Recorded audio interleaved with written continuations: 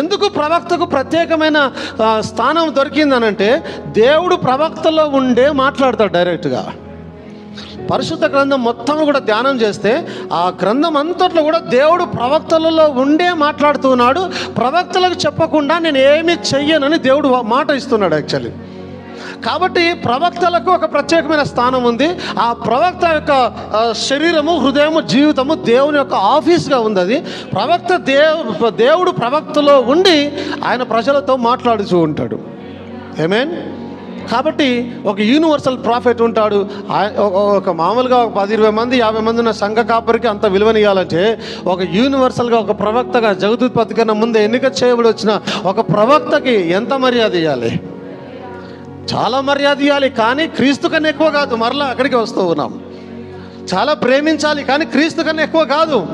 చాలా ఎత్తిపట్టాలి ఆయనని, కానీ క్రీస్తు కన్నా ఎక్కువ కాదు. మేము ఎత్తిపట్టడం లేదు, మేము ఆయనకు గౌరవిస్తున్నాం. క్రీస్తు కన్నా ఎక్కువ గౌరవం ఇవ్వడం లేదు. ఎందుకంటే మా దేవుడు క్రీస్తు, మనుషులు కాదు. ఎవరైతే వీరు ప్రాఫిట్ని ఎక్కువగా ఎత్తి చూపిస్తున్నారు అని అనుకుంటున్నారో దయచేసి గమనించండి, మీరు తప్పు భావన కలిగి ఉన్నారు మా పట్ల. మేము అలా చేయడం లేదు. ఈరోజు ఏదైతే నా సంఘంలో సాక్ష్యం వినిపించానో, నా సంఘం సాక్ష్యం మాత్రమే కాదు, మొత్తం వధువు సాక్ష్యం కూడా అదే ఉంటుంది. ఇద్దరు ఏ సంఘంలో పోయి ఎవరిని అడిగినా అదే సాక్ష్యం ఇస్తారు. లేదు లేదు లేదు లేదు, అదే సాక్ష్యం ఉంటుంది. ఆమేన్. ఎందుకంటే ఈ వధువు అనేది క్రీస్తును తన భర్తగా భావిస్తుందే కానీ వేరే మనుష్యుని కాదు ఎట్టి పరిస్థితిలో. ఒకే దేవుని కలిగి ఉన్నాం కానీ వేరే దేవుడు మాకు లేడు ఎట్టి పరిస్థితిలో. దేవుని స్తోత్రం కలిగిన గాక. ఆమేన్.